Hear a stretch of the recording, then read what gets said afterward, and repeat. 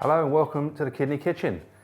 Today we're going to be cooking a roast crown of turkey, some lovely seasonal vegetables, some crispy potatoes and sage and onion stuffing. There's lots to do, as you can appreciate, during a Christmas lunch, but don't panic, we've got it all under control. One of the easiest things we're going to be doing a turkey crown, purely because of the time factor. If you hear these horror stories of people getting up at 5 in the morning to get your turkey in the oven, but with a turkey crown, it's going to take about an hour and a half, an hour and 3/4, and we've taken the legs off of the breast, so we're just going to be doing the crown, just the white meat. But if you wanted to have the brown meat, you can get your butcher to bone and roll the turkey legs, which is another nice way of doing it, bit of stuffing inside there maybe, so then you can use the white and the brown meat. But purely today, just because of the time factor, we're just going to be doing a turkey crown. We're going to start by making a very simple butter, a nice flavoured butter, just to go underneath the skin of the turkey crown. A little bit of unsalted butter. We just mixed up a little bit. A bit of softened butter. So you've got to put this under the skin with your hands. And into that we've got some fresh thyme and some fresh flat leaf parsley. And into that we've got just one clove of garlic, just using the tip of my knife just to create a bit of a paste. There you go. And then last of all, one of my favourite ingredients, a bit of orange. There you go, so a finely grated zest of one orange. And that's a lovely smell coming through already there. Okay, so we're going to take the turkey crown and we're just going to take the skin off the bone there. You can just, if you use your fingers slightly, you can just detach the skin there from the breast. It's quite easy, but just be careful that you don't go through the skin because you don't want the butter seeping out everywhere. Just go down as far as you can. And we've created sort of a little pouch there for the butter to go in. So I've taken about half the butter and I'm going to put it down one side of the bird there. Bit of a messy job, but well worth it if you can get the time to do this. Great, so there we go. Your butter's already in your turkey, all ready to go. I've put it in a little roasting tray. And also in there I've got some giblets as well. The butcher will always ask for your giblets with the turkey. Invariably they always give it to you anyway. But there's some neck in there and there's some bones as well. When they actually do the crown, they cut a big bit of bone away there, so he will give you the bones as well, and that all helps with your gravy at the end. So I'll put those in the roasting tray as well. And then I'm just going to put a bit of, just a tad of oil over the top, just to help with the roasting as well. Just a little bit of sunflower oil. I've already preheated my oven, it's been on for about half an hour now. About 180 degrees, gas mark 6, something like that. It'd be plenty, that'd be great. There you go. And I'm just going to get a little bit of tin foil. I've just softened a bit of butter here, just to go over the top of the turkey, just at the first stage, because we don't want it to go too crispy too soon. And then we'll take the foil off with about half an hour left of the cooking, so it does go nice and crispy. But to start with, we'll just stick a bit of buttered foil on top. Again, the butter that you're putting on here will keep the breast nice and moist as well. Ready to put it in the oven. Oven's preheated, like I said. Let's pop it in there.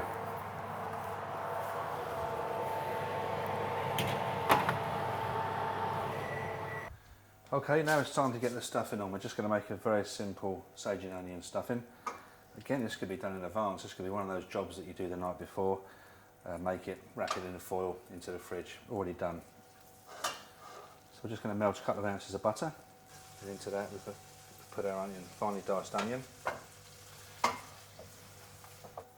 then I'm going to put some lovely fresh sage in there. So there's my onion, and I've just added about a teaspoon of sage that I just got from a garden this morning, and just let those soften. It'll take a couple of minutes for the onions to soften. There you go, it does seem like a rather lot of butter in there in the pan, but you're going to be adding a lot of breadcrumbs to that, so we'll soak it all up. And you can smell the sage and the onion there, it smells lovely. Okay, so the onions are nice and soft now, and we're just going to throw in our breadcrumbs. Good way of using up your old bread. There you go, we'll just give that a few minutes on there, just to get a little bit of colour on the breadcrumbs. Like I said, it can be done in advance. It's a really good thing to do the day before, really. So you can get it in the fridge. There you go. So you can see the onion's nice and soft, breadcrumbs nicely toasted. I'm just going to pour it onto a bit of buttered tin foil. There you go, just lightly roll your stuffing in your buttered foil. Okay, just going to twist the ends, just to seal it in. A bit like a Christmas cracker almost. There you go. And that's ready to put in the fridge. Okay, turkey's been in the oven about 15 minutes now. And a very important part of cooking a turkey is to keep basting the turkey breast itself.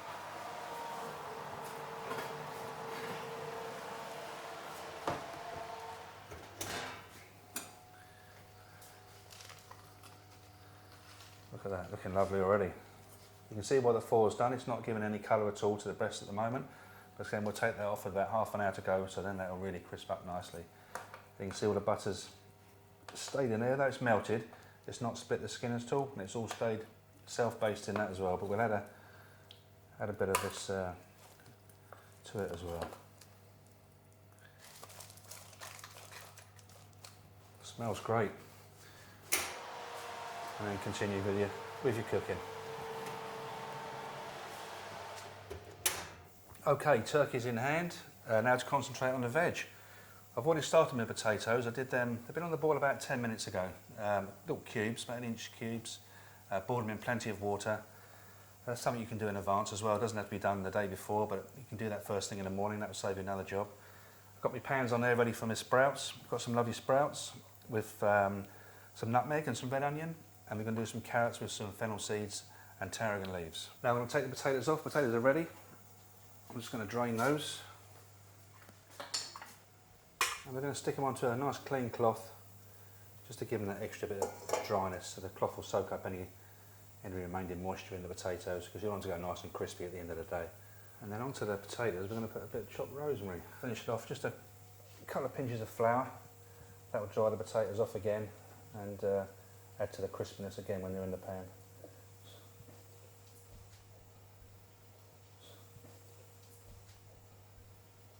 So that's 1 hour and 40 minutes now for the turkey, and we're going to take it out of the oven, give it a test, see if it's ready. That's before we put the potatoes in, before we put the stuffing in.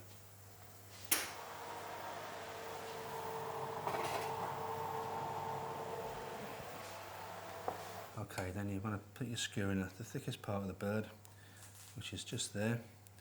So you can see that the breast starts off nice and thin at the top and then comes down and gets quite thick, so that is the thickest part of the bird. And when you pull out your skewer, you should see the juices running clear, which is a sign that it's definitely cooked. If there's any red at all or blood coming out of it, then it has to go back in the oven for longer. Okay, so the turkey's going to be resting for a good half an hour. That gives us a chance to get our potatoes and our stuffing in the oven.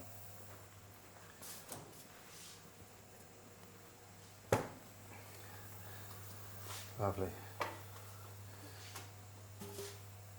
So into our roasting tray, just going to put a little bit of olive oil.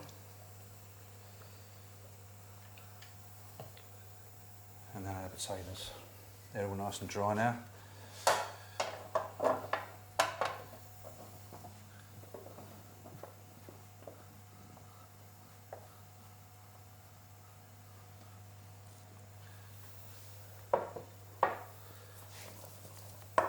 Perfect. And they're going to take a good half an hour of those. These will smell lovely once they're cooking.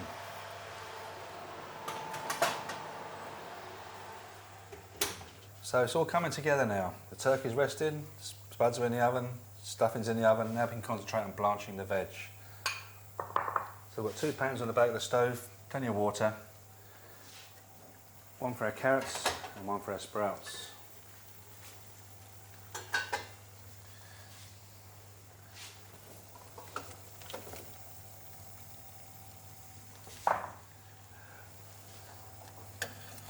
Take a good, the carrots are going to take 10 minutes maximum, same again with the sprouts. There you go, sprouts ready. Let's keep those in there. Now we're going to drain the carrots. There you go, that's great. So that's both our veg ready and blanched, ready to be pan fried at a later stage, but they're all blanched, ready to go. I'll put that over there. Going to heat that up a little bit later on. Now we've got to check the spuds, get some red onion in those. So we've got about 10 minutes left. Looking nice and crispy already.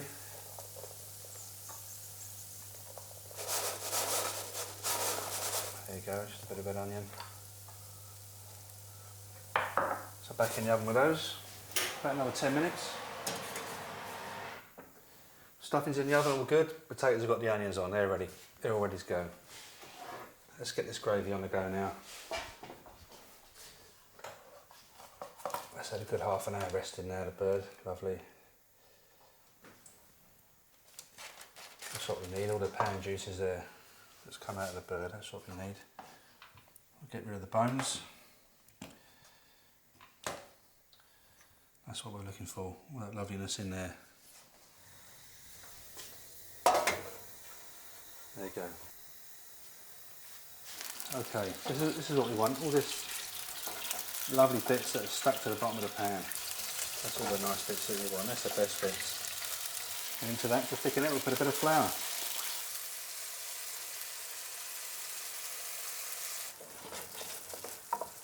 There you go, that's just cooking out there for a few minutes.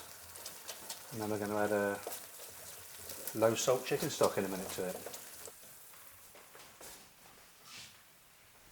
There you go, I've made up about half a pint of stock. There you go, you can see it's starting to resemble something like gravy now. Again, we'll let that cook out for a good 4 or 5 minutes. Okay, so you're going to have to pass your gravy because obviously you've got all the sediment and everything in the pan. You don't want that in your finished gravy boat. So we're just going to pass it through a little sieve just to get rid of all that. Okay, this is the fun part now, is bringing it all together. All that hard work, you've slaved over the kitchen all day. Now this is the important part, is to bring it together. Just melting my butter in my frying pans.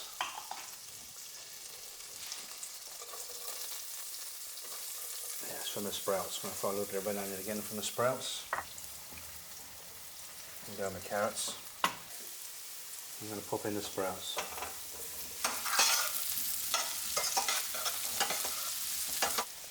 There you go, just a little rasp of nutmeg in the first sprouts. Lovely, very Christmassy smell as well, the nutmeg. There you go, just a few fennel seeds in with our carrots.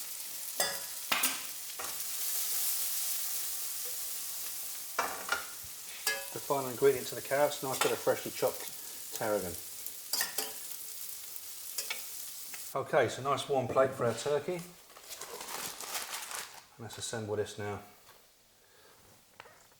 So it looks nice.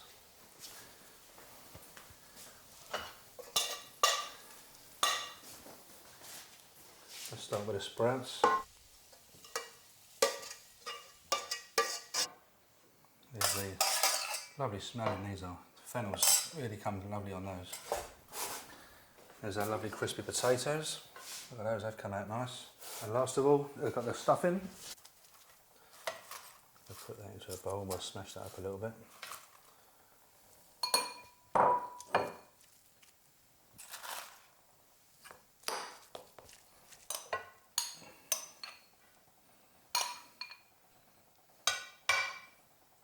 Okay, and your very, very final part of the dish is your lovely roast gravy.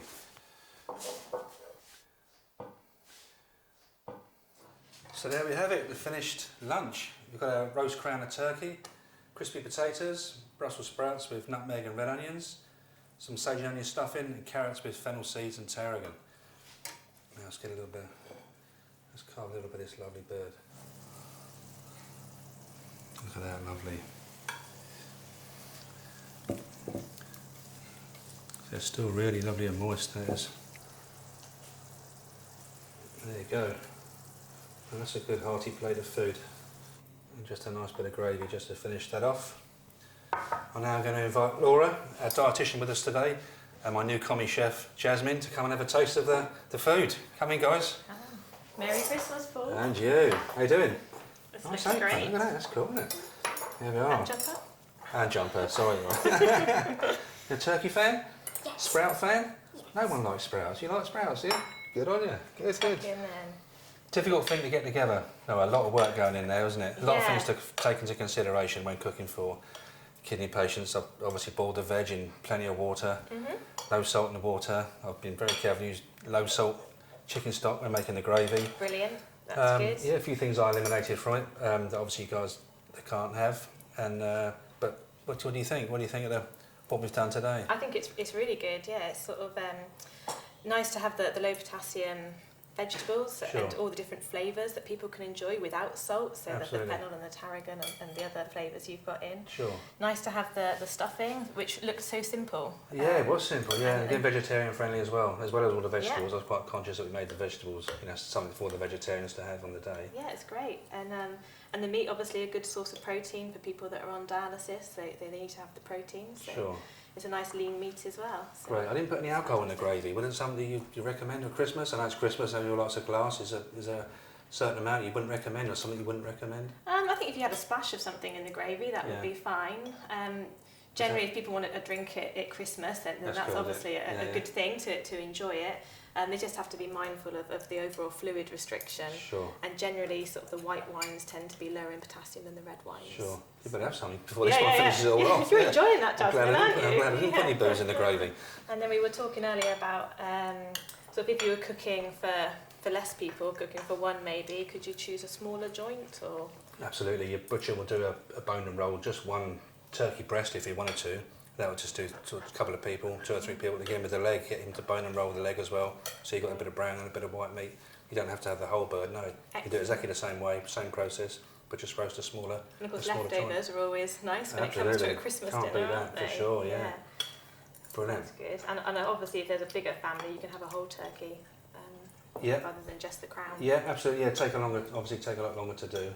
And remember the process that we showed with the testing if it's cooked or not at the end. Brilliant. You've gone very quiet. They're nice potatoes, aren't they? Brilliant. Thank you so much. Thank you very much. Brilliant.